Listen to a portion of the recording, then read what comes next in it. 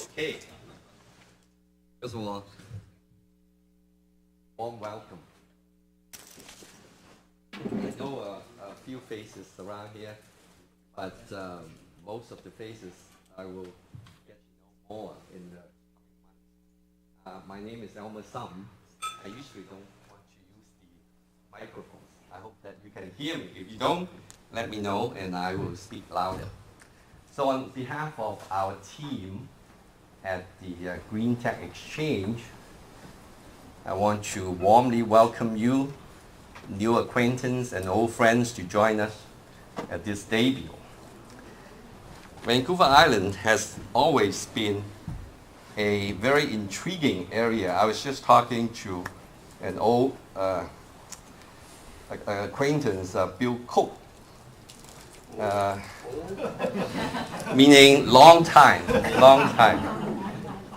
Vancouver Island has a reputation of always being able to come up with good companies that really are successful. So maybe the soil, maybe the people, maybe the water. So there's a lot of things for a lot of people to learn the secrets. I will be remiss if I do not thank the sponsor, one of the key sponsors for this event, Royal Road University. This is an excellent building and very fitting to start this particular event because of the all the very detailed consideration on energy conservation, on greenness, and on using renewable energy as much as possible, the smart way to apply them. So I don't know whether Charles is here. Charles, Professor Charles Krusakov, please stand up. Let's give Charles a big hand. My colleague Tom McDowell has been very instrumental in making this happen.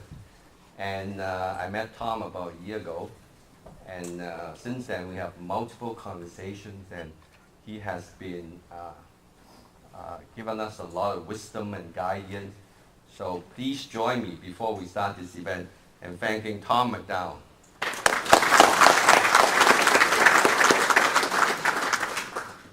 So let's get started. I will give a brief introduction. For those who don't know me, my name is Elmer Sum. I'm the managing director of this Greentech Exchange. And we started this about, I usually don't read the slides, so you can read it yourself, I'm sure. We started this about March of 2009 at the Simon Fraser University Vancouver campus, right downtown. And the reason we started it is because I genuinely feel that this particular field, green tech, clean energy, renewable energy, sustainability, this sector is like the information technology 40 years ago. It is at the crust of growing very fast. And being one of the greenest place on earth in this region, we ought to be able to have a claim on this, say, hey, wait a minute, San Diego, wait a minute, Boston, wait a minute, London, wait a minute, Denmark. We are as good in a lot of this area. Now you see one of the slides there, I put down those big numbers. For those who may be interested, that's $1.7 trillion. I put out there particularly to grab your attention.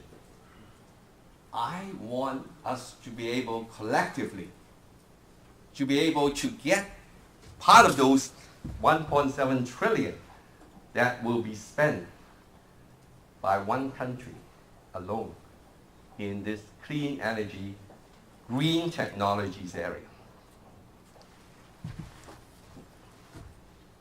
Our research capabilities, our product solutions our collective wisdom, our nature, the way that we manage this environment, all those people want to learn from us.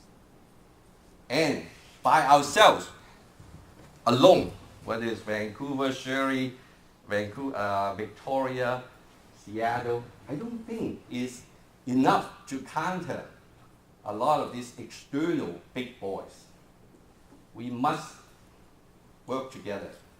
And together we'll be able to grab not only be part of that 1.7 trillion, but there are others that are looking to get some of our know-how and have our great institution to train their students and have our solutions to be demonstrated in their area. So I'm confident if we work together well, we will be able to do that.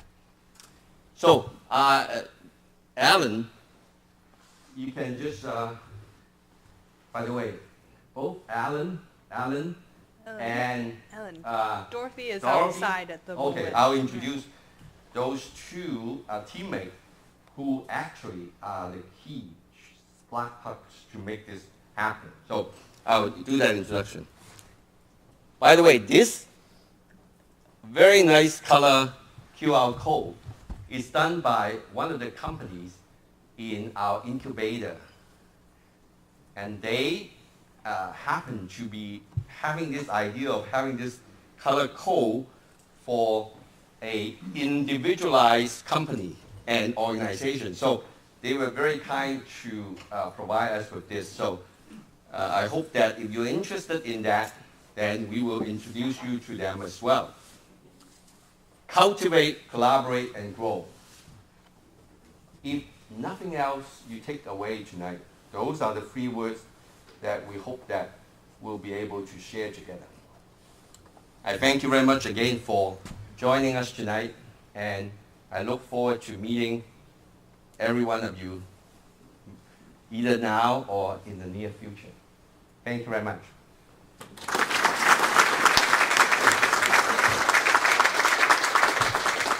Now I want to turn the podium to my good friend and also my wise advisor on the Vancouver Island, Mr. Tom McDowell.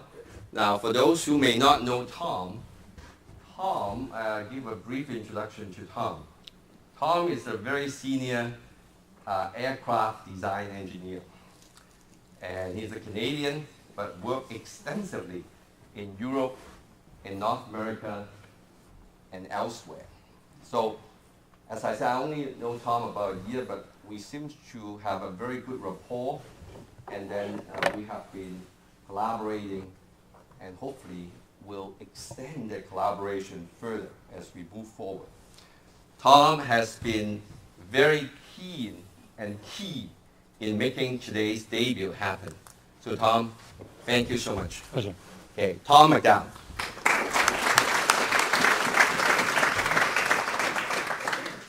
Thank you, Elmo. The reason why I'm having to use the microphone is now we're online, live stream video, and voice as well. So, yes, just another reminder. My name again, Tom McDowell, and I'm the Vancouver Island coordinator for Greentech Exchange. Very excited to be with you.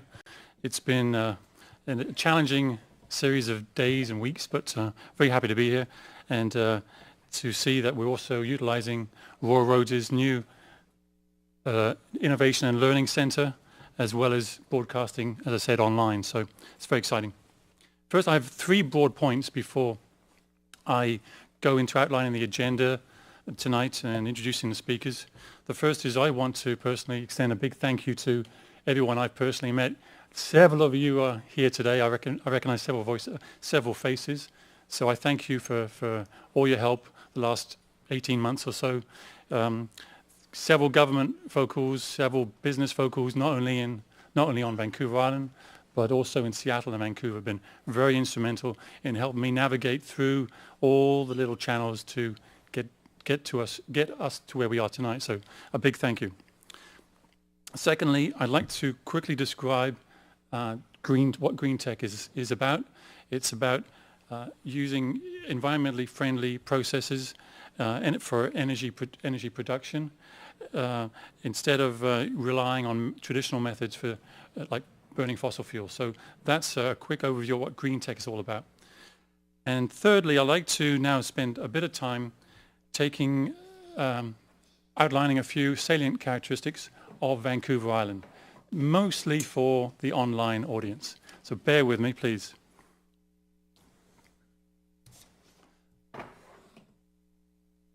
The island is the largest Pacific island east of New Zealand, and the population is about 750,000 people.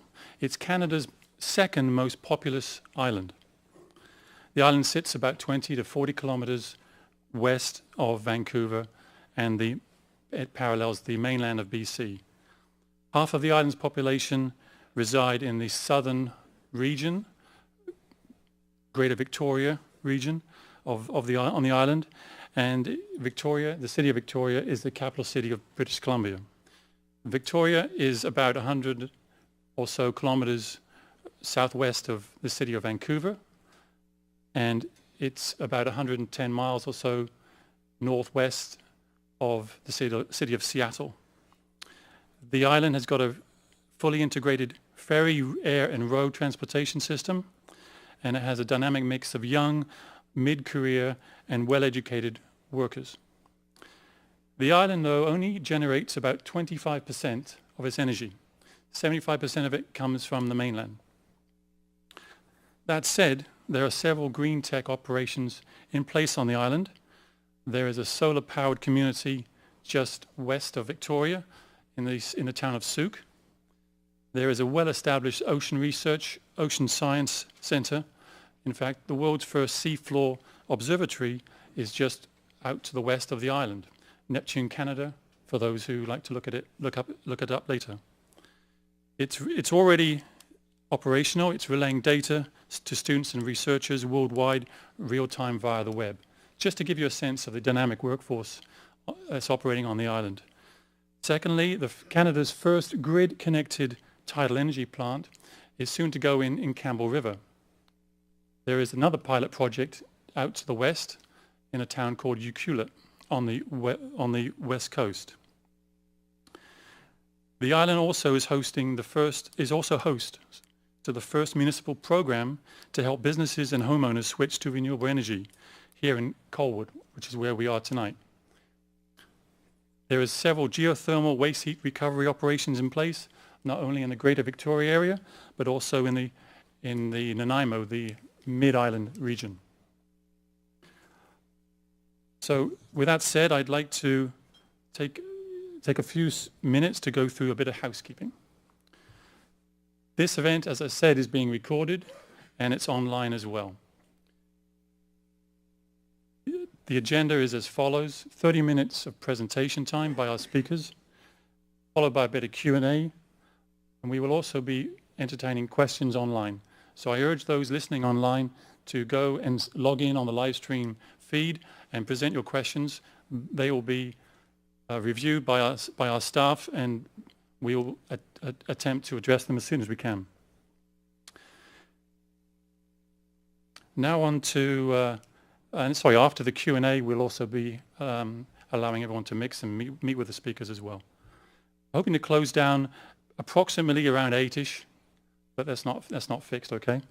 So now to our inaugural and main event presentation. Extremely honored to have Paul Manson and James Griffiths from Seabreeze Power Corporation here to enlighten us on wind energy production and transmission on Vancouver Island.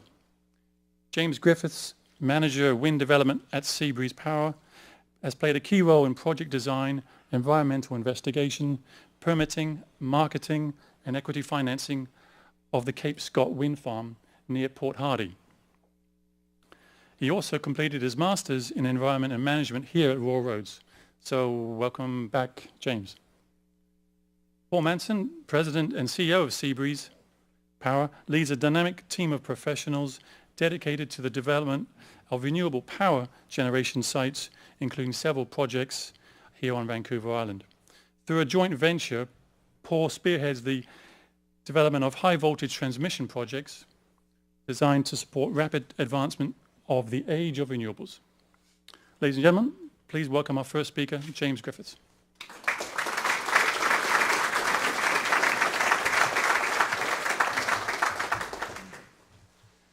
So, thanks, Elmer, and thanks everyone for having me here. Can you hear me okay? All right. Let's say I've got 10 minutes, so I'll try to do this in 10 minutes, and that way we can have some Q&A. Hopefully we can have a bit of discussion afterwards as well.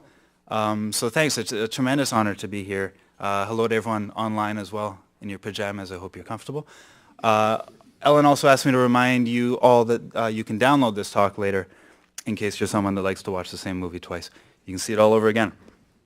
So yes, it's a great honor to be back here. I did go to school here at Royal Roads. I did a master's in environment and management, learned a whole lot from my profs, perhaps even more from my classmates here, and that was really cool.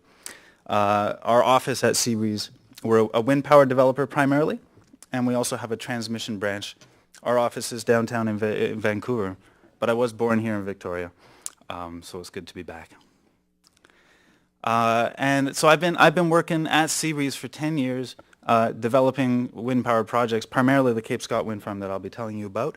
I also, just in my spare time, I like to go sailing. I like to play the trumpet in a really cool community band in Vancouver. So I like to do wind-powered activities. That's sort of a theme for me.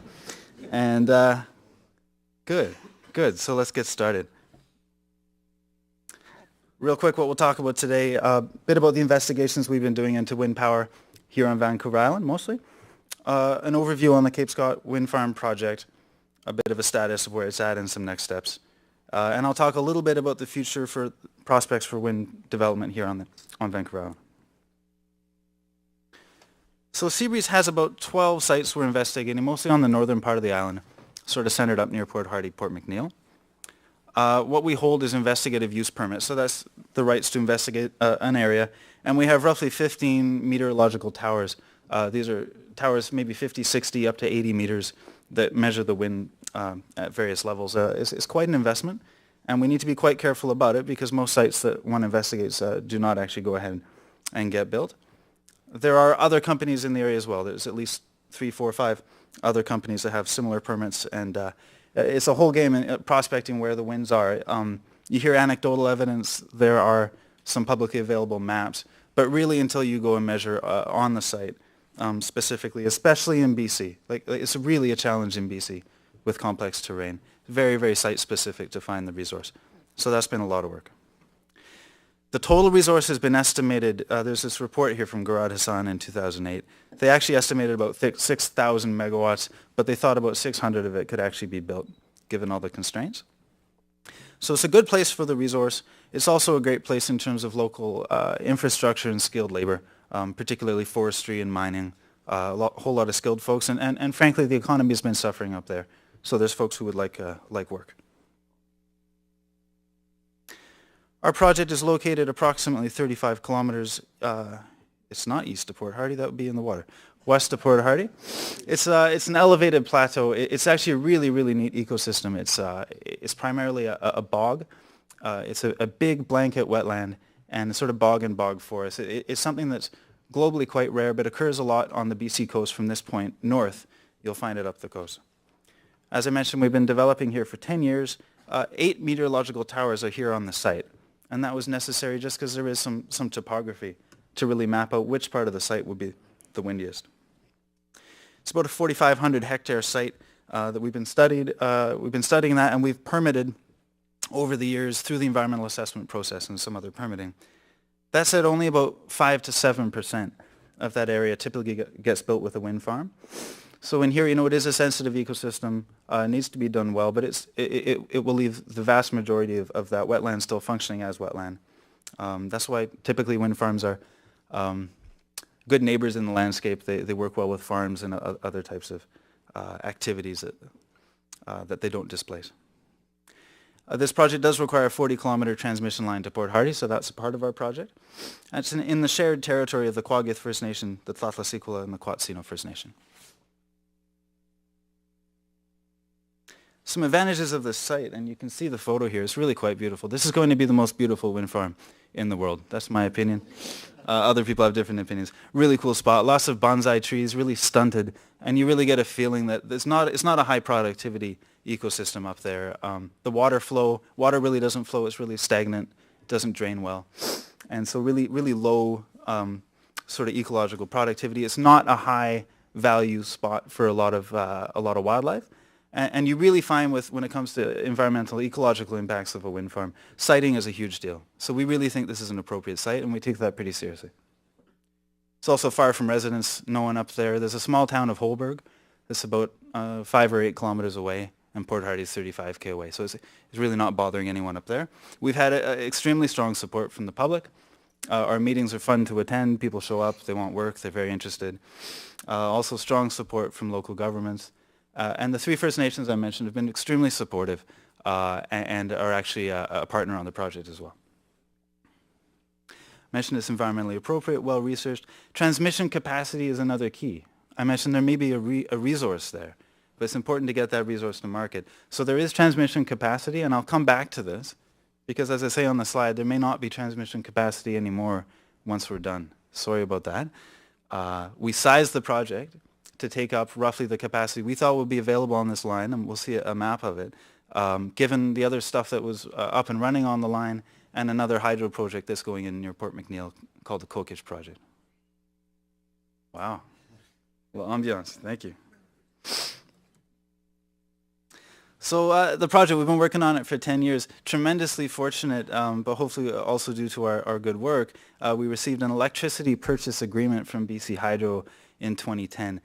This is probably the key milestone for a wind farm, other than actually commercial operation. So you can do all the work you want and put all this high-risk investment into a site until you get a contract with someone, and around here it's got to be BC Hydro pretty much, to sell that product.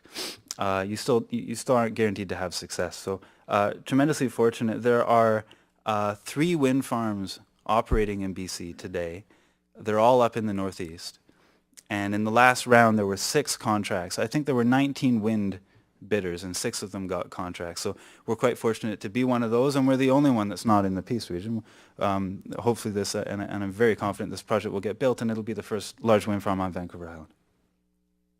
So it was great to hit that milestone, but we found, we're a small startup operation in Vancouver, and we simply are not able to raise the $100 million of equity to get this project done.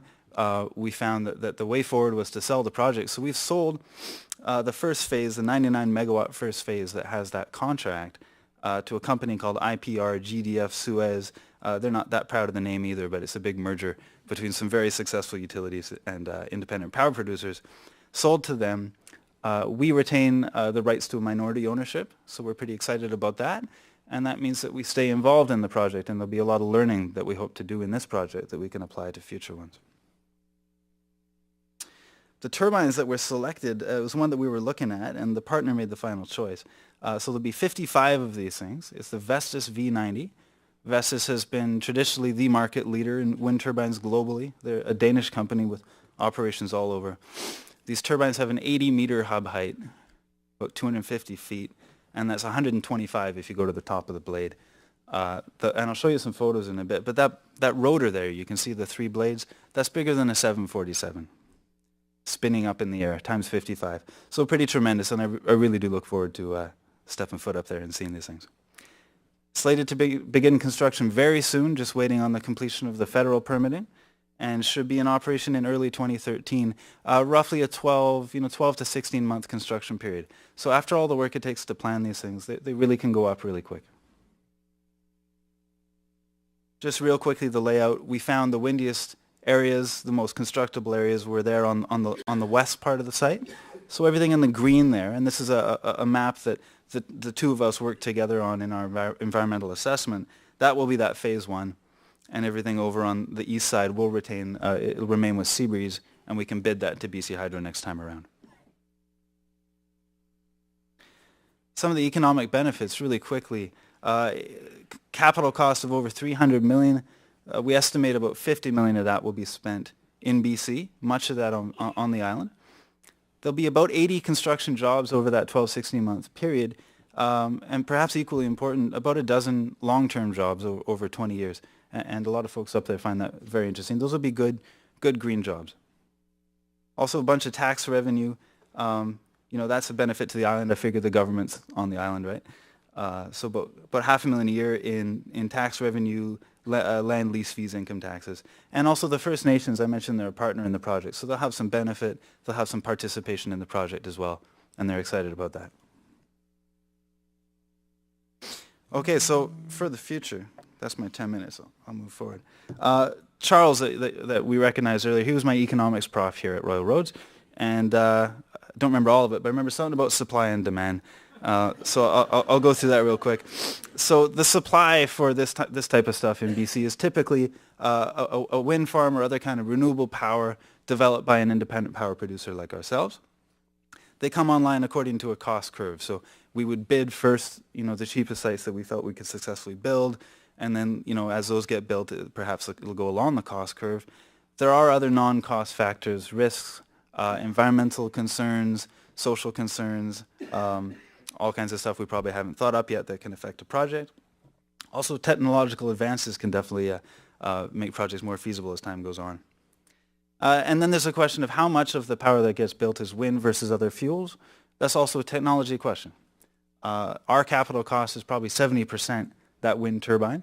And so as those projects, as those efficiencies change, as those costs change, can really affect our competitiveness versus something like small hydro. And then there's regional transmission constraints I'll get at in a second. Then on the demand side, traditionally it's been discrete calls for power. BC Hydro has said there's a bidding process. We'd like roughly this much power. They receive typically several times the amount, and then they pick from that, and they pick their favorites. And that depends on their projection of low growth, trying to meet that growth, perhaps depending on the policy of the day, having a bit extra insurance beyond that low growth, and perhaps also wanting power to export into other jurisdictions that may not have the resources we have. There are some other ways. Something called the Standing Offer Program is a great program for smaller, up to 15 megawatt projects. A little more expensive at that size. Wind likes to be typically around 100 megawatts, but that's a way. And then it is possible that there could be buyers other than BC Hydro. No one's made that work yet in BC, but it's worth looking at. So that's commentary in general about the future for something like wind power. On the island, I mentioned this transmission line. So we'll be connecting, if you can see it, that PHY up at the top. That's Port Hardy Substation. And that blue line that comes all the way down to Gold River, it pairs up with a green line, and it goes to where you see the first red line at Dunsmuir and over to the main line. That's the strong point.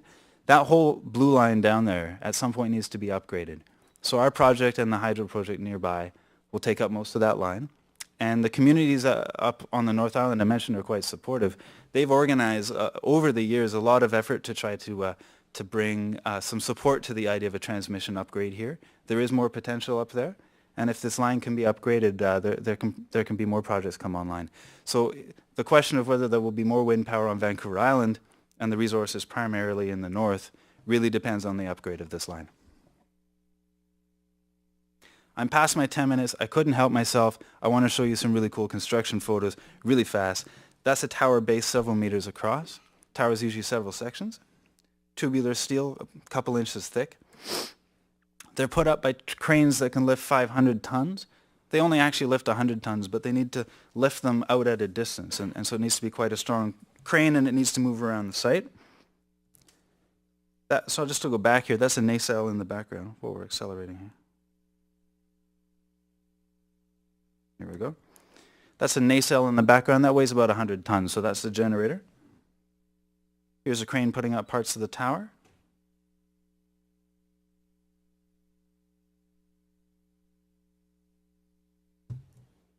Having trouble with my slides. Oh. Here we go.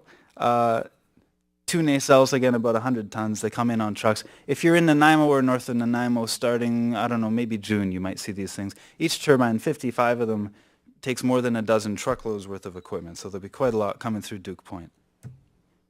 That's the blade. Feels a lot like a sailboat made of fiberglass, really flexible, roughly 45 meters long. Lifted very carefully by cranes. Here we go. Often one by one and put up onto the turbine. Here we go. So that's the nacelles lifted up, lifting the blades one by one. That's about it. I hope we have time for questions. I hope we have time for discussion. I understand we're going to have my boss, Paul Manson, come and speak next, and then we'll have some questions after that. Thank you.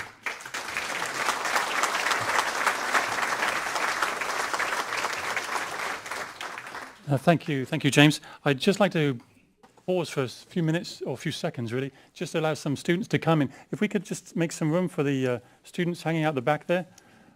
Maybe one is not a student, sorry, so if we could just make some space, pull them in, because they've been very patient. Thank you so much.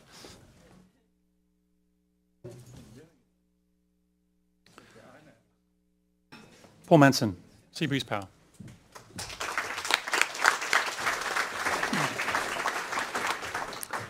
Thanks, Tom. It's a real pleasure to be here this evening. Just a few words about my own background. When I was 18 years old, I hitchhiked out here from the East Coast, where I had grown up, to the village of Ucluelet, where I got work on a trawler and ended up in the fishing business for the next 16 years. But I do have to say that within hours of reaching the west coast of Vancouver Island, I had fallen in love with the place. And that this Vancouver Island has remained a special place to me for all these years. I spent a good deal of time on the north coast of British Columbia, and a lot of, in fact, the whole coast of British Columbia. And it was largely through that experience that eventually, about 10 years ago, I reached the realization with a friend of mine that British Columbia would probably be an ideal place to be developing wind power. And so we started a company called Seabreeze Energy. But it was not without a great deal of soul searching for a couple of months, because having grown up in Manhattan, I recognized what a special place the coast of British Columbia was.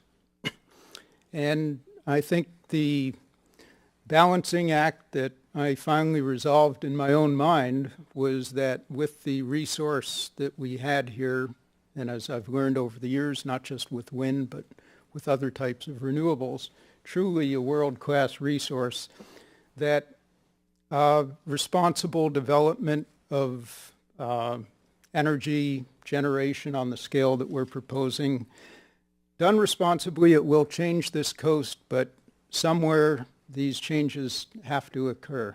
And I guess just to sort of summarize three great pleasures that I have had in this period of time in this line of work. First is finding a career for myself in renewable energy. Second is being able to help create opportunities for younger people to build their careers in this area. And thirdly is a rather extraordinary opportunity of learning about the First Nations of this coast, and the realization that we so often have two solitudes, and there's an enormous potential for collaboration going forward. So that being said, I am president of Seabreeze Power, but I'm really going to be speaking about a project which is a joint venture, the Juan de Fuca cable. May need some help on this. Thanks. So just in summary, the Juan de Fuca cable is a proposed link between Greater Victoria and Port Angeles in Washington State, 550 megawatts, 150 kV, and a distance of around 50 kilometers, and which is around 30 miles. 2/3 of that is undersea. Whoops, I'm sorry. It's important to recognize that the city of Victoria is at the end of a long radial system coming down from the Duncan Ladysmith area, and that Port Angeles as well is a transmission line coming up from Olympia to Port Angeles, which means that both of these communities, regions, really only have electricity coming to them from one direction. And what the advantage of, or one advantage that the Juan de Fuca cable will bring in connecting these points is that it creates a second source of electricity for each of these regions, thereby improving the reliability.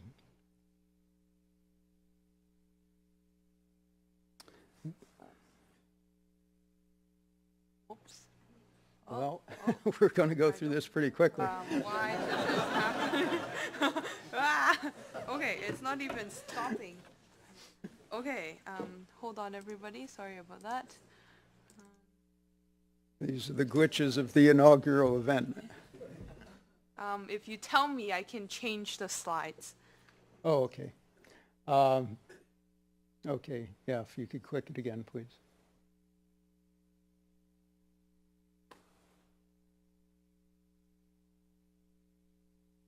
Yeah, okay, and it's the next one.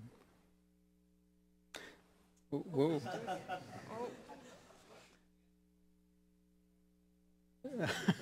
Yes. Actually, The one you want? well, yeah, that's good. Okay. It's not showing up on this screen, but I'll just work off the. So the technology that we have selected for this this project is really 21st century quality. It's direct current, it's fast, it's responsive. It basically will form the backbone of what is often referred to as smart grid.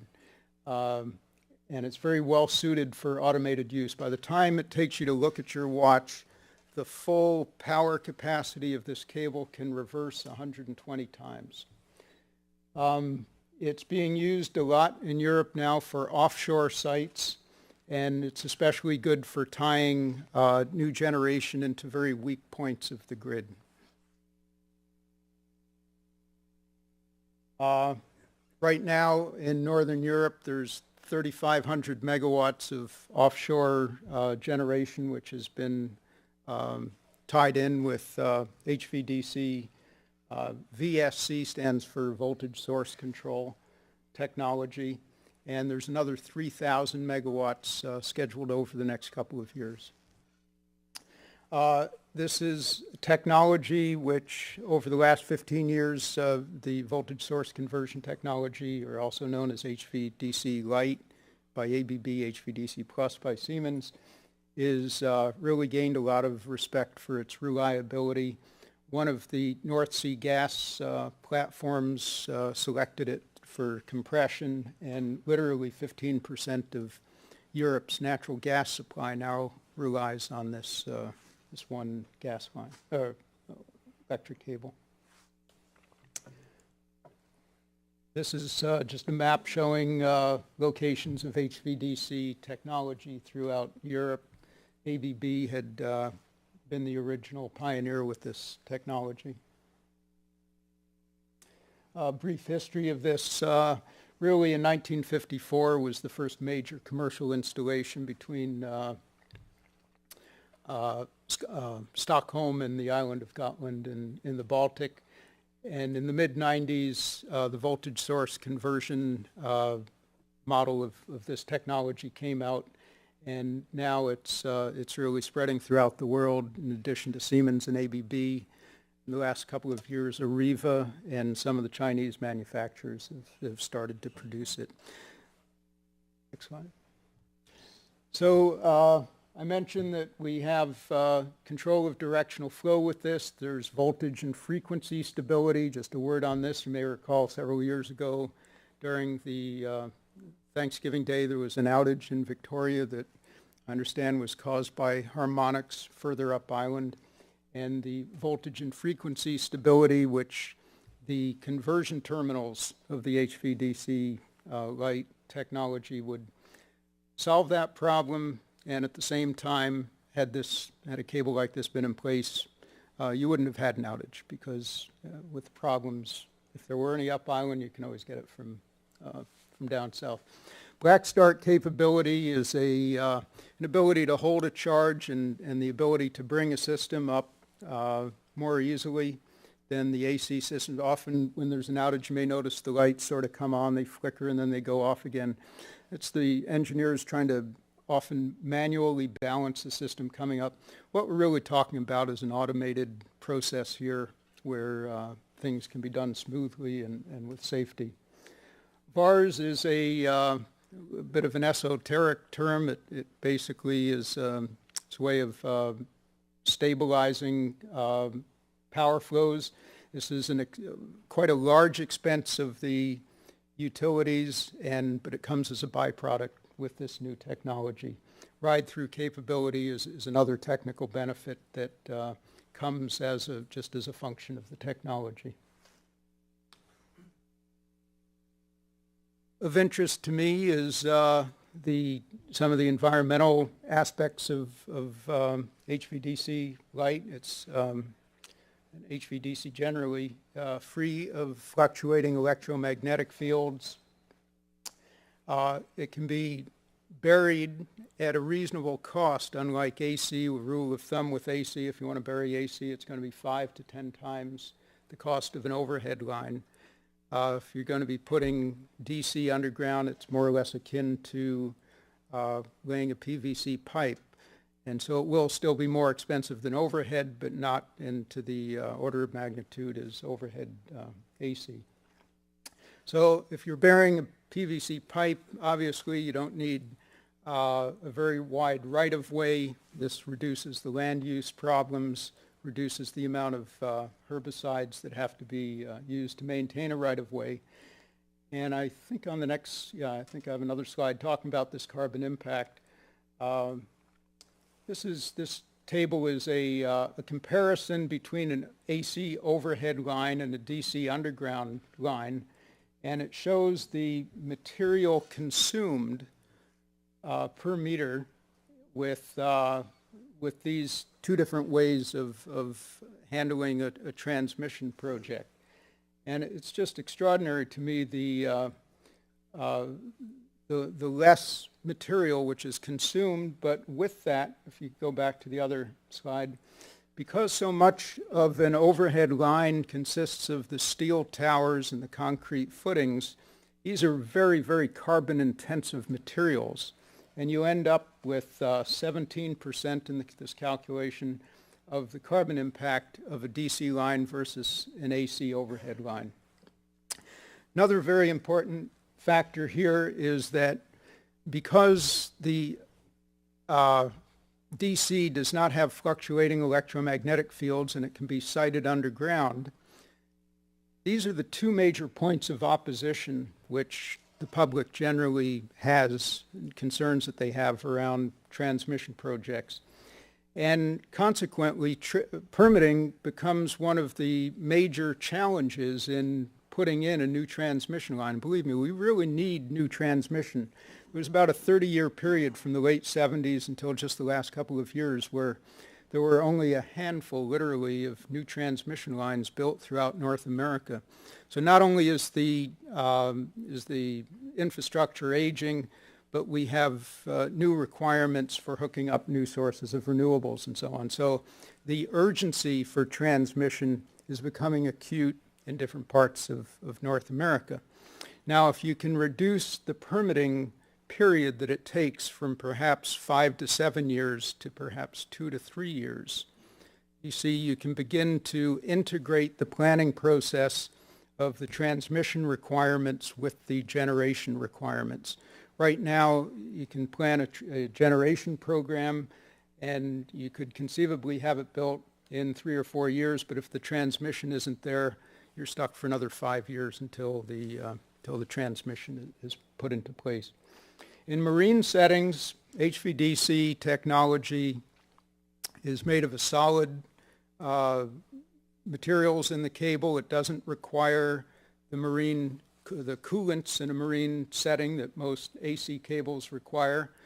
Those AC cables over time will invariably begin to leak out the coolants. They're oil-based, and it's one of the dirty secrets of the electricity industry as to what's constantly being pumped into the ocean to keep those underground cables around the world cool. What we do with the installation of these cables is we drill a tunnel about a foot wide in diameter, several hundred feet back from the shore to a depth beneath the intertidal zone, and thereby we ensure that there's absolutely no disturbance to the sensitive marine intertidal zone. So all in all, this is an excellent technology for British Columbia's coast where high voltage transmission is required. Next slide, please.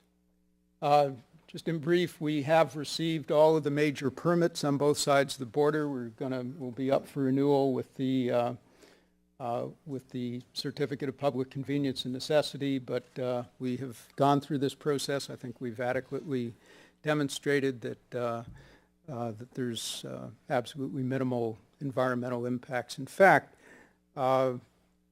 similar cable on the East Coast between New Jersey and New York went through the permitting process. It's been in operation now for several years. No negative interveners. The process, the public hearing that we had here for the Juan de Fuca cable, there's a group of fishermen that were concerned legitimately perhaps about snagging gear on the underground cable, but this is easily mitigated. There was another concern that heat emitted from the cable would cause the vegetation growing above it to have a different color or different characteristics. And again, this is small problems compared to the objections that are often raised with transmission permitting. On the technical side, there's a suite of studies which have to be done to ensure that a transmission interconnection is not going to cause major problems to the rest of the system. And we've gone through all of these steps, and there's been found no negative impacts to either the U.S. or the Canadian system. And we're just in the final stage of what's called a path rating process, which would allow the full 550 megawatts to be utilized. What we still need, and I would say arguably the main reason why this project has not yet gone ahead, are the commercial arrangements that have to be in place with BC Hydro and Bonneville Power Administration in the U.S. And once we can arrive at suitable arrangements, we can then finalize what's called the EPC, or the Engineering, Procurement, and Construction contract, likely with ABB for installation of the cable. So, go back a slide. So, I think a common misunderstanding for those people who have been following this project for a number of years now is a misplaced assumption that this is really just an interconnection between Victoria and Port Angeles. Presently, there's 2 interconnections between the U.S. high voltage, and really right now nothing else over to Manitoba.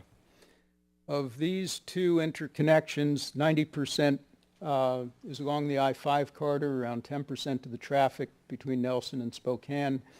And what the Juan de Fuca cable would do is add a third pathway to the general Canadian American intertie. Next slide. Thanks.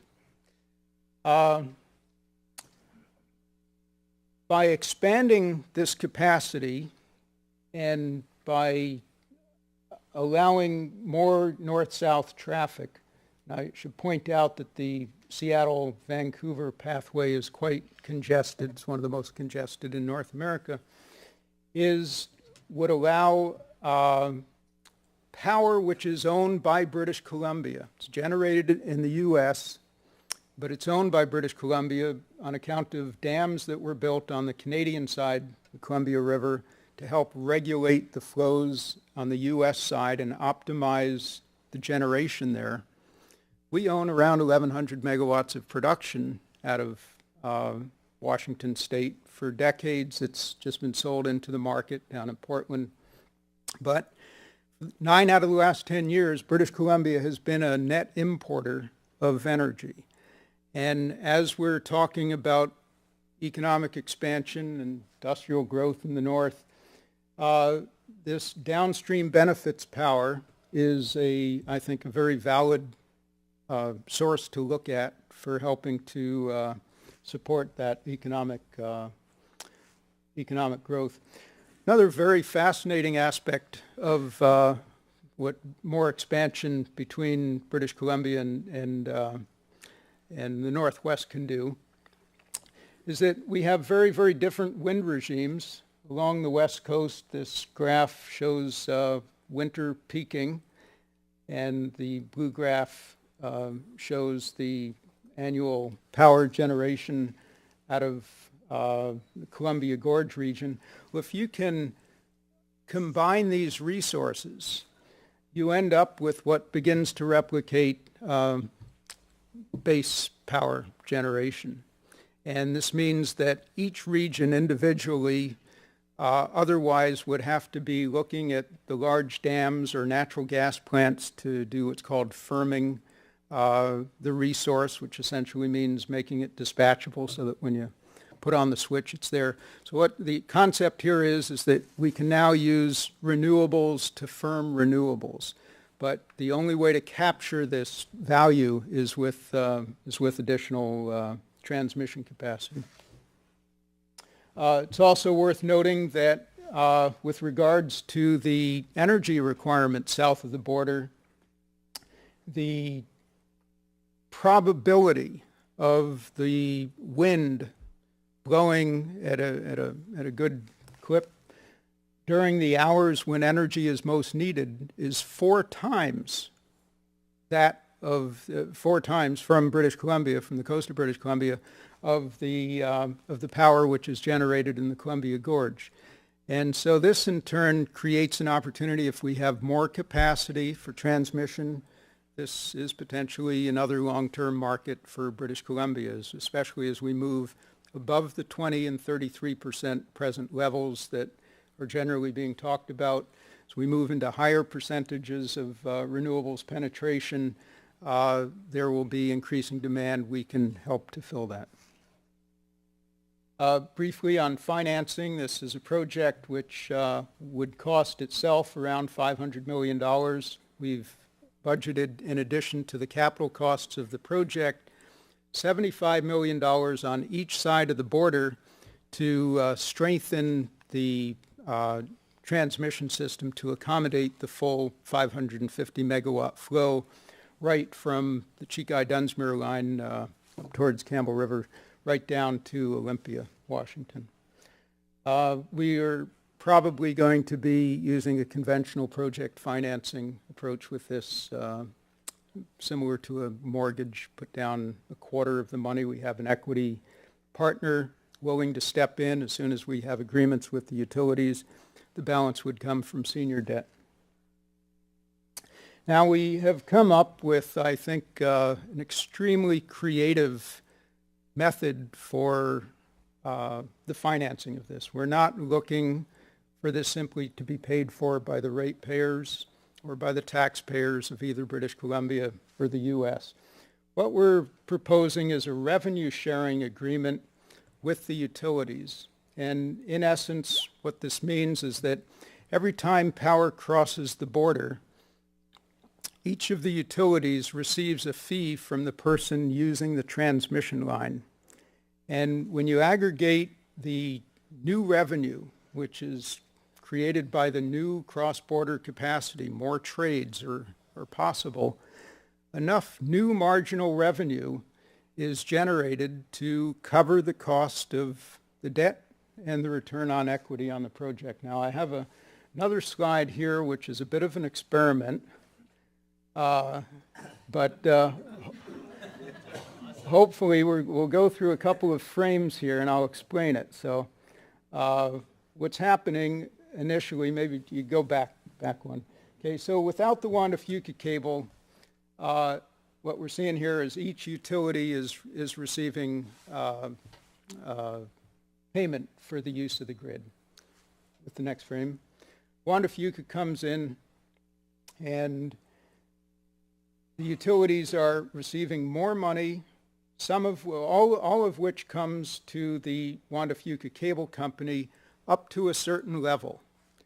And once that level is reached, the new money is shared between the Wanda Fuca Cable Company and the utilities. So rather than being a cost to the utilities, this is actually a profit opportunity for both Bonnyville and BC Hydro. This, I should really stress, it's a radically new, and I'm proud to use the word radical in this case, radically new concept in terms of cost allocation for new transmission. So as I just mentioned, under this revenue sharing proposal, there would be no risk to BC Hydro or to its ratepayers, no risk to the taxpayers, and all of the risk is borne by the equity investor who has to be assured that there will be this new business created or allowed by the expansion of the transmission capacity. So just to summarize, we have more cross-border transmission capacity, translates into expanded trade opportunities for PowerX. The new infrastructure is paid for by the market without the financial risk being borne by the province. Access to low-cost energy out of the Pacific Northwest for a new and existing industrial load.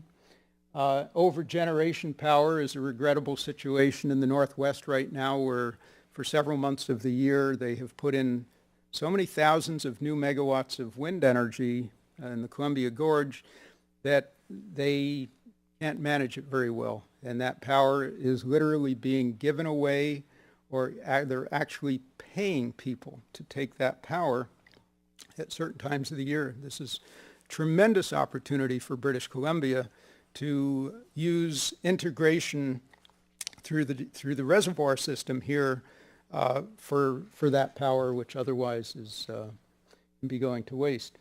I mentioned the downstream benefits coming up the Wanda Fuca cable. It's a energy source for Vancouver Island, and if Vancouver Island doesn't need it, backflow, counterflow to the mainland. Reliability, access to U.S. markets for export by independent power producers. So many benefits here, I needed 2 pages. I mentioned firming of renewables by renewables, relief of congestion, insurance against delays in other projects by allowing power to come in from new directions. National security, it's a new pathway in the event of seismic disturbances. Black Start, job creation. There was an independent study done by the Pacific Northwest Economic Region 2 or 3 years ago, which analyzed what the economic benefits of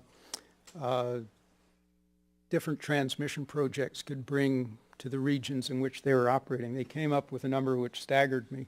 $134 billion for the Wanda Fuca cable, 177,000 person years of employment. Now, this was done by Idaho National Labs. Just happy to provide the report to anyone, but it's an amazing number. And I guess the last point is that the choice of technology, these are projects which are going to have a life probably of 50, 75 years. If we can go by any of the history of the infrastructure which has been put in. And the choice of technology is absolutely vital. Huge capital expense. The decisions that we're making now, next couple of generations are going to be living with. And I think that we have identified a very, very viable solution for helping to support growth of renewables on Vancouver Island and the mainland. So thank you very much.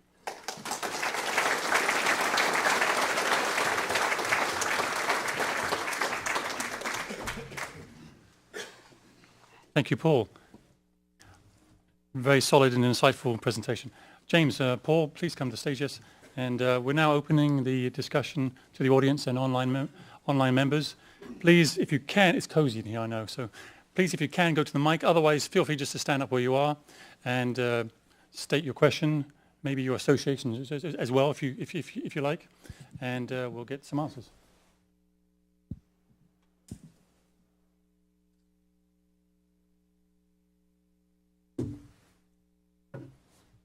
Hello. Great presentations, you guys. I want to focus back on James's presentation, which also was very good. Just let me frame it up here for a sec, because I've got a big question for you. So the wetlands that that the wind power energy is going to be built in, you're mentioning how they were low productivity, but yet sensitive ecosystems. The wetlands do flow, and that water will need to flow to maintain the ecosystem services that are there on the North Island. The road network is a big concern, right? The machinery that you showed on the pictures, the slides, is massive, right?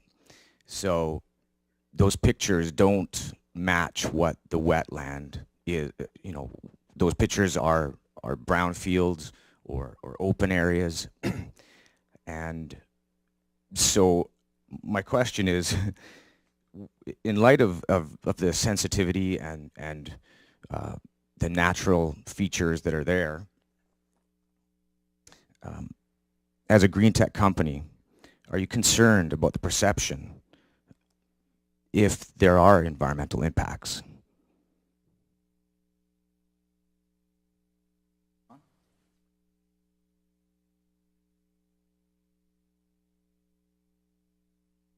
Go for it. Just speak up. There's another. Right. You all hear me? What's this? That's on? Okay. So thanks, Tyler. And Tyler's a former classmate of mine, also at Royal Roads. Did his master's thesis work on the habitat of the sandhill crane in and about the Cape Scott wind farm area and a bit to the north. So he doesn't know what he's asking about.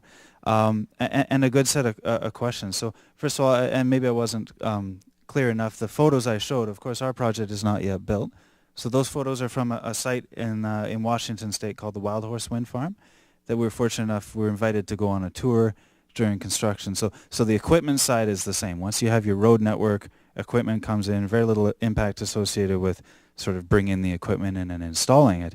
Tyler's entirely right. It's the road network, especially in the case of our wind farm, that has most of the footprint impact and the potential to impact the wetland. And Tyler's also right that it's the flow of, with respect specifically to the integrity of the wetland ecosystem, it's a flow of water through that wetland. It flows very slowly.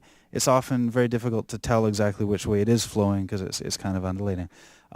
So that's something that was important when we did the environmental assessment work here, which we did in 2004 and have just had to redo some of it because of some changes to design.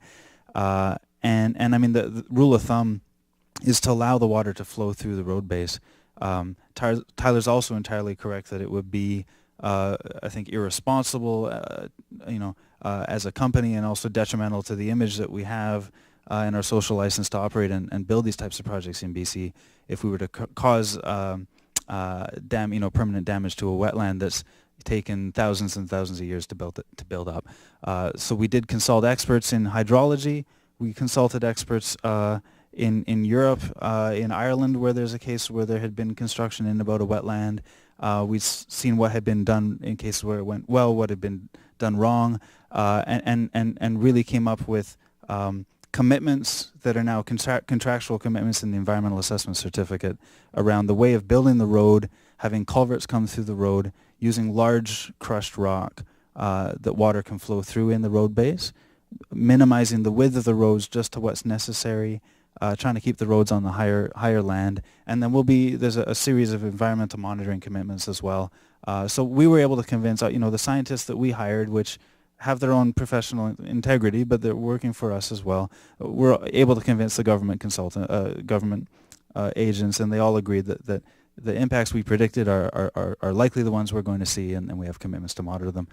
That said, it's not built yet, and as with any project, there are going to be impacts. I think the question at the end of the day is whether those impacts are warranted given the benefits of this project, and we all felt that they were. So I think that's the most thorough answer I can give. And Thanks, James. That's good. yeah, thank you, Tyler. And we'll see as the monitoring comes in over the next few years as well.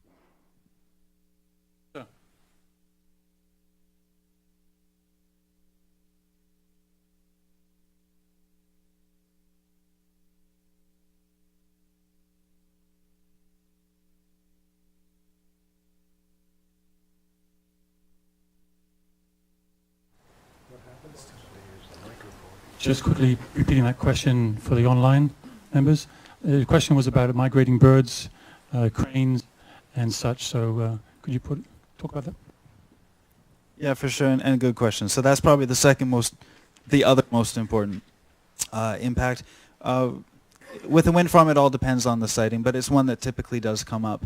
It's one, as opposed to most features on the landscape, we can tell from looking at the ground what kind of ecosystem that is. It's hard to tell immediately what type of airborne wildlife might be passing through.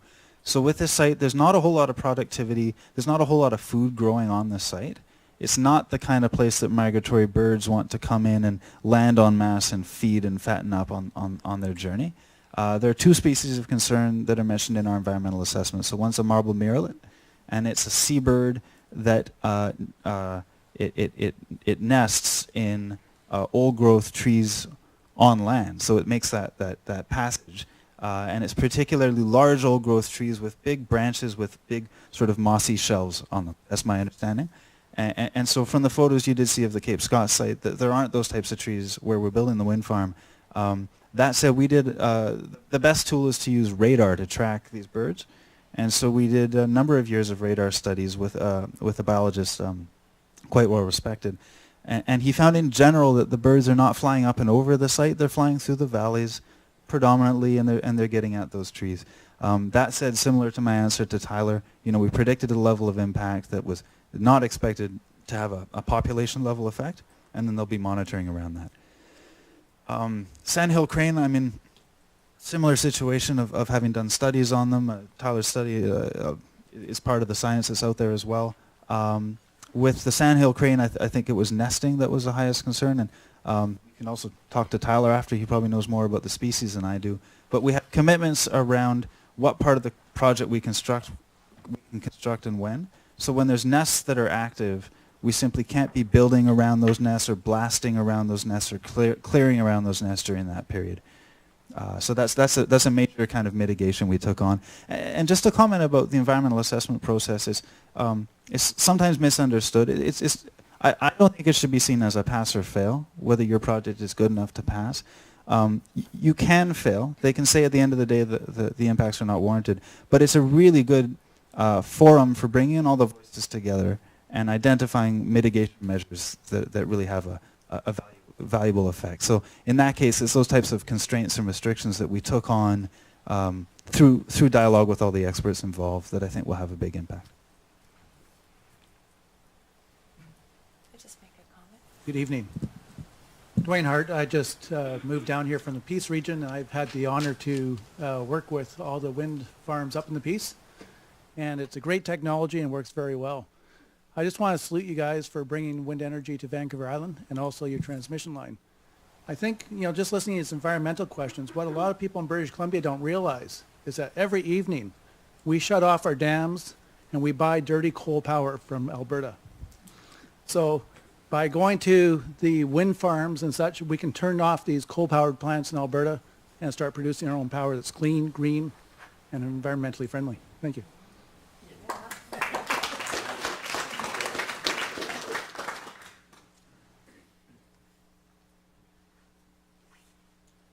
So, I noticed you mentioned one type of wind turbine and tower. Are you looking at only one type, or are there others? And which manufacturer would they be, on the basis of safety and numbers?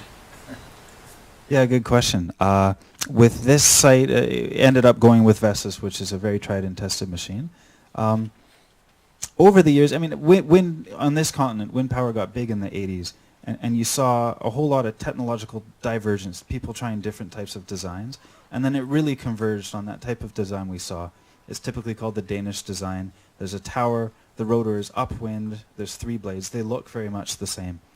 That said, the mechanics, the electrical side, what's inside is often quite different, and there's a lot of advances taking place in that area. There have typically been roughly a handful of companies that were the tried and tested ones, Vestas one of them.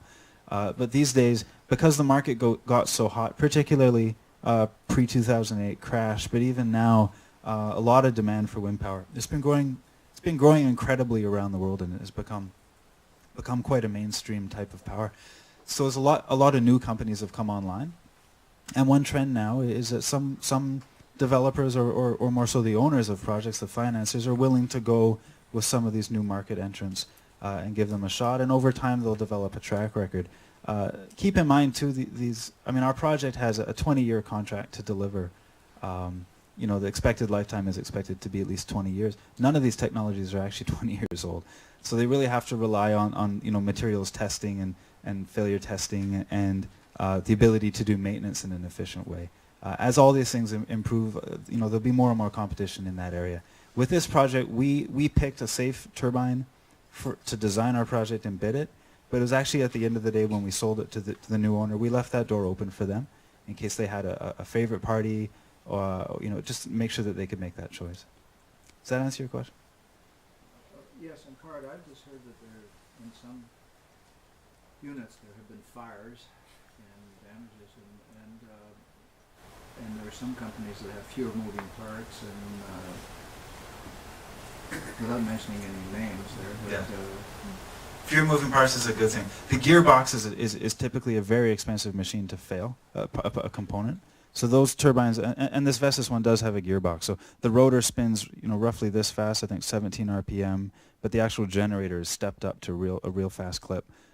Some of the turbines don't have a gearbox. It's that direct speed that goes into the generator. They'll certainly fail less. Fires are very rare. All kinds of mechanical failure, and they certainly happen, but they're extremely rare. There was a case in Denmark a while back. They had a huge storm come through, and we saw photos later. It took out entire forests, and the turbines are still standing. So it's not seen as, of all the risks we have to deal with, it's not one of the major ones, I think. Okay, Mike? Mike McWilliam, University of Victoria. I saw that the second phase there seems to be constrained by the grid capacity in the northern part of the island. So I wanted to hear from you guys where you are looking to maybe see the upgrades in the grid. Are you guys going to be installing your own extensions to the grid, or are you trying to push BC Hydro?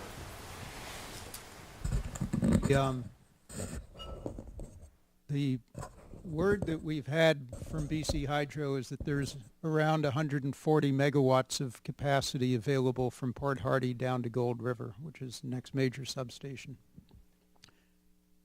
We strategically decided to bid roughly 100 megawatts on the Cape Scott project to allow other IPPs to come in and bid as well, on the logic that for future upgrades, which have to be agreed to by BC Hydro, that more voices were better than one from the region. I understand, but I can't say with certainty, that in the good old days, there was a philosophy known as building in advance of need. And I believe that the pathway between Gold River and Port Hardy is actually conductored to 230 megawatts capacity, kV, but transformers were put in, which is one of the expensive components, which only allowed right now 140 megawatts. So it may be that by swapping out the old transformers, which are probably getting close to the end of their useful life now anyway, that we can economically see that capacity raised and probably allow another 100, maybe another 150 megawatts to be installed on the north end without much more expensive upgrades. So. The state of play of wind power today, is it viable economically, or do you still need subsidies to make the dollars and cents work? Just like to repeat that. Viability of wind farms today. Well, living in British Columbia, we kind of live in a bubble. We have enjoyed extraordinarily low electricity prices ever since the large hydroelectric dams were installed in the 50s, 60s, early 70s. And it's simply one of the unpleasant facts of life that new generation costs more to install than what we are accustomed to paying. There's two other considerations to this. One is that technologies such as wind generation does not require fuel. And so without needing fuel, you aren't faced with the commodity risk or volatility of fuel prices, which go with any type of fuel-consuming generation. The second major consideration is that wind power is not trashing our atmosphere the way many types of fuel-consuming generation modes are doing. As a society, we haven't yet put a price on that. It's one of the great debates of the energy industry right now. But, I think with the consideration that in North America that 1 out of every 4 visits to the emergency room is due to child asthma, and with the observation that surveys of waterways in North America have shown 100% contamination by mercury, which is a consequence of coal-generated electricity, let alone the greenhouse gases, that these are prices to our quality of life which have to be considered. Going beyond that, though, there are many countries in the world which have adopted wind power as a viable means of generation. China is a prime example. China has plans right now over the next 7 years to be putting in 150,000 megawatts of wind power. That's 10 times the generation capacity of British Columbia. So they would not be doing it if they had not done a very, very careful analysis weighing out what the long-term costs are versus the other choices that are available. Yeah, I'll just add a bit to that real quick. Firstly, costs for wind are coming down. They've been coming down consistently at technological advances, economies of scale. I saw a graph once that showed a bit of a blip. As I mentioned, 2008, things got really hot. But the study I heard and that I believe is that the increase in price was not due to an actual increase in production cost. It was simply the demand, the insatiable demand for those turbines from those top 5 companies that were tried and tested. Post-crash, that's gone. Prices are still dropping. In the last call, we were competitive. I mean, for all the reasons, the cost reasons, the other reasons, BC Hydro picked our project and others. We bid against other sources of fuel. Open choice for fuel. The only rule, BC Hydro's rule, I think was no nuclear. But beyond that, the only rule was that overall you couldn't emit. So in that context, we were competitive. But the other piece I want to mention is the idea of hidden subsidies. And they're all over and they're hard to see. So our project has, wind in BC today has very few explicit supporting subsidies. What we don't have is, if you look at the big industries of forestry, mining, oil and gas, say the R&D dollars that go into training up the people and developing the technologies. I know there's a wind tech program at Northern Lights College up in the Peace region. So we're talking about something at North Island College here, and I've had the privilege of teaching a wind development class at BCIT last couple of years. I can tell you that the R&D dollars going into that is nothing compared to what it is for some other industries. And then you get in, it's all over the map, and it's always sort of hidden. In permitting, just the inefficiency and the amount of steps that we have to go through for a wind farm compared to the more streamlined process for some of these other industries that bring a lot more certainty. All these things add to the cost. So part of what we've been striving for, and it may or may not be achievable, but we'd like to approximate something like a level playing field before we can really look at that true comparison of cost. One second, I'm just going to check with Ellen, see if we have if we have covered everything online. Any questions that are unique to? No. No? Okay, great. Two more questions and I think we're going to have to close in. Sorry. Sir, I think your hand was up first. Just curious about how consistent is this Ipscott wind farm? Because wind, do we have peak time or downtime, sometimes no wind, that kind of stuff?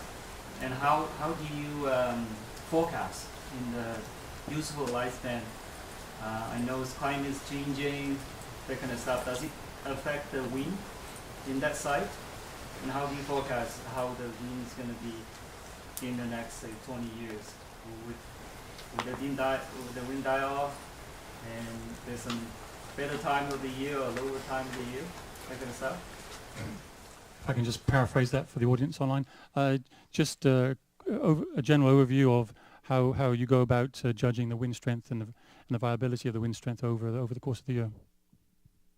Yeah, really good question. So first of all, I'll just address the standard way of doing business in the wind industry.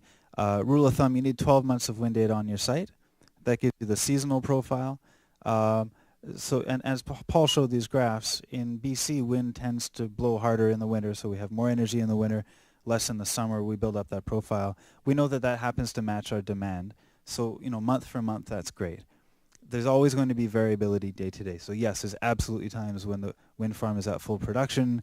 There's times when it's at zero production. And furthermore, wind year over year tends to vary roughly, as a rule of thumb, 10%. And that's not a whole lot. I mean, hydro varies more than that. So, you gather data on the site. We built it out, to look at the spatial variability. We had 8 years of data, so we had a very good understanding of the wind there on the site. And BC Hydro, through their ability to move power around through transmission, their ability to store it and quickly ramp up and down hydro dams, that's a capability they already have. They can integrate that. And there are limits to how much renewables can be integrated in the system, but very few utilities are approaching those limits. So that's all included in their economic analysis. And at the end of the day, our project is paid per unit of energy. And it's actually paid slightly more for energy that's delivered in the peak times of need compared to the other times. So we work all that into our model, and the owner of the project takes on some of that risk. So that's a more straightforward answer. Your difficult question about what climate change will do to winds, we don't know. My feeling is it will make winds stronger. Could it conspire against us to make winds not stronger in that spot? Possibly. But I think hopefully winds will stay at least consistent, and we're also trying to combat climate change with this. So time will tell on that one. Do you have anything to add to that, Paul? Good. Thank you. Final question, sir.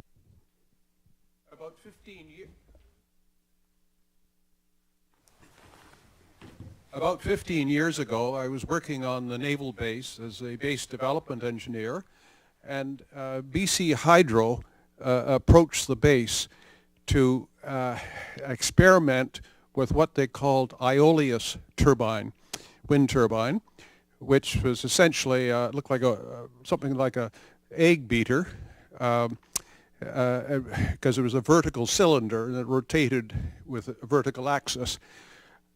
Why they approached us was that they experimented with wind turbines of the conventional design on mountain tops up in the Kootenays, I believe, and they found that hunters kept shooting at them and the blades and damaged them.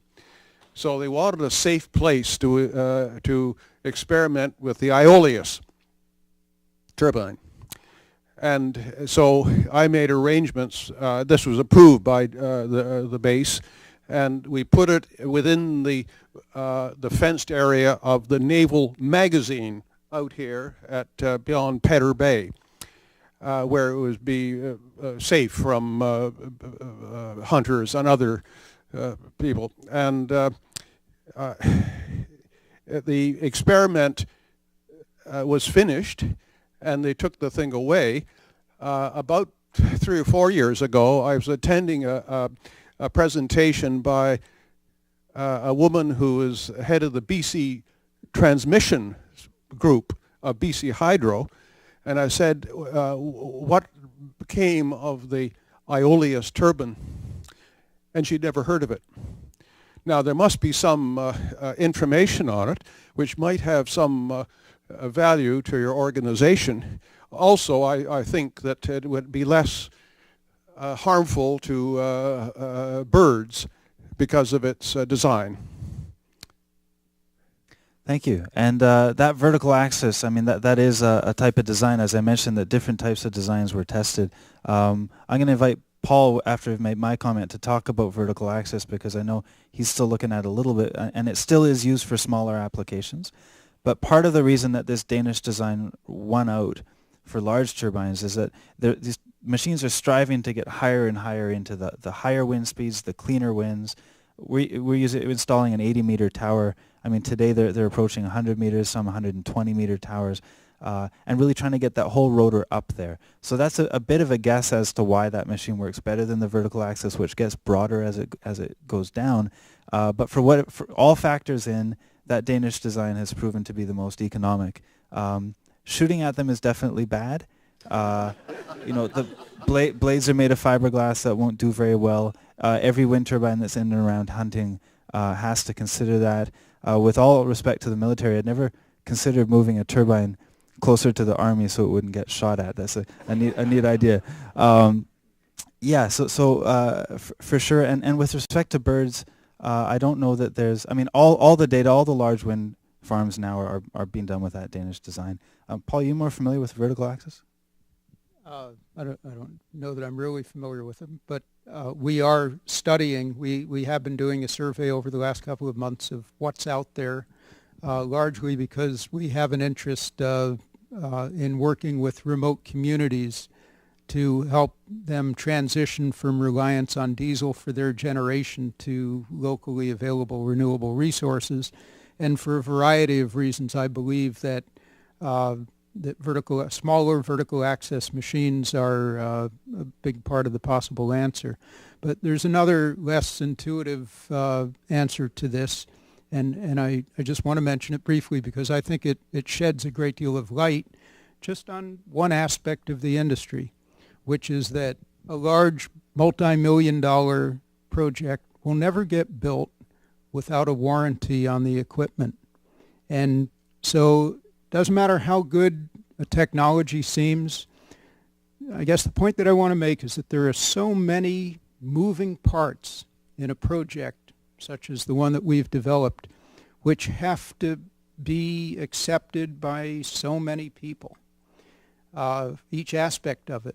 And in the case that I've just put out, having a warranty and going through testing and rigorous review and having bankers get comfortable with the technology and developing track records and so on is just one aspect. And I believe that the three-bladed upwind design that the Danes really brought to commercial maturity will likely be superseded sometime in the next decade or two by some other new design. But the reason that they were successful with this, I think, is in large part because they reached that warrantability for the equipment. So.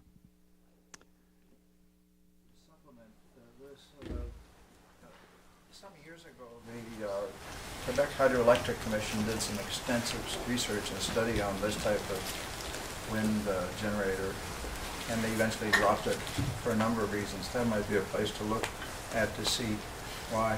And the city of Reno has installed 9 different models of wind turbines in the city to check them out. Have you seen anything, looked into that to see what they're using?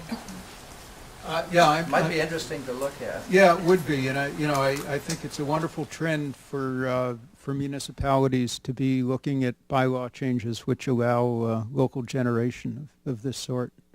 And it's quite likely that cities will be encouraging vertical access machines, I think. Real quick on that, I know vertical access can handle turbulence. They're often a more suitable machine to put on top of a building. And that's great. It's great to be looking at wind energy, integrating it into our landscapes. offsetting the power consumption. But just to be clear, with wind today, if you're trying to do anything other than a large utility scale project in a suitable spot, don't expect it to be anywhere near as economic as a large wind farm. That's just how it is today. Yeah, they're market leader for sure. Okay, ladies and gentlemen, I think we're going to have to close it there. Thank you to those online. James, Paul, thank you so much. Before we go, thank you, everybody. Round of applause for Paul and James.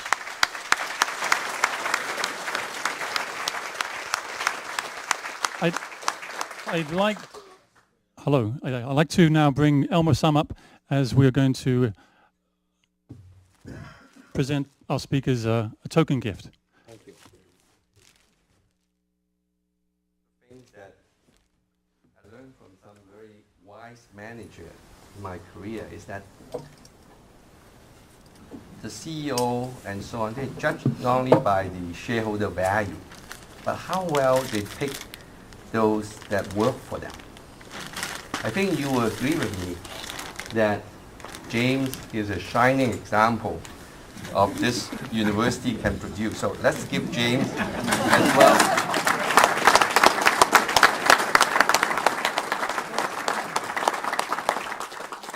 So we have two wise men up here, and the future is very bright for this particular project.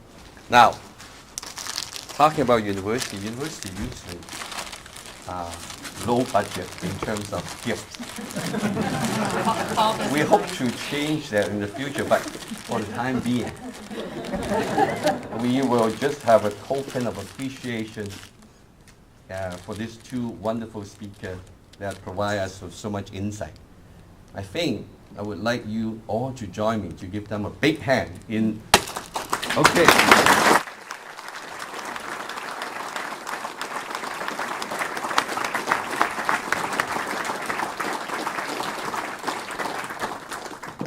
James and Paul, thank you.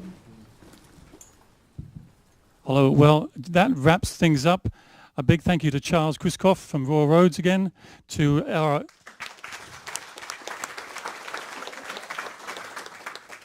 event sponsor, HSBC, of course, and all the other sponsors as well. We would encourage networking. Elmer, you may have an event coming up in February. Oh, thank you. It's interesting. In February, we will be very fortunate to have a very senior executive from the mining industry, one of the key revenue and job creation engine in the province, to share with us the mining industry's insight into green and clean and renewable energy. He's not only a senior executive at TECK, but also very active in the mining association across the board. So we would be very interested to hear Dr. John Thompson's insight into how the mining industry's perspective going forward on the green and clean technology area. Thank you very much, Tom. Okay. Oh, please, one more thing. I would be remiss if I do not introduce Alan, and please come up here, don't be shy. Alan is a very good example of what Simon Fraser can generate. And Dorothy is a very shining example of what UBC is. And I already commented on the great graduates of Royal Roads University. So Charles, I already paid that debt. And so please join me in thanking these two ladies who's put this together.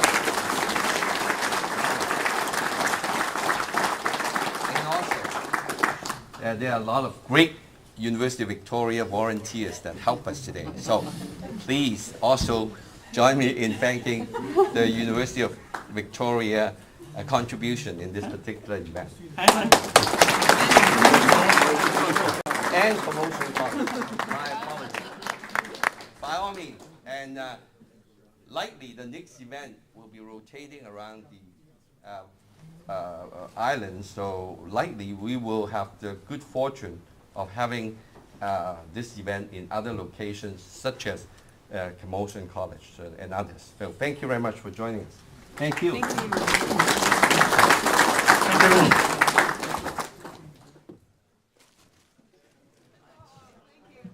I'm also interested in the what's called the salter duck, which was invented in Britain, and Yes. I think they're in use in the Irish Sea off the coast of Britain. They were several years ago. I don't know if they are now. Hi everybody. Feel free to mingle, and if you have any more questions.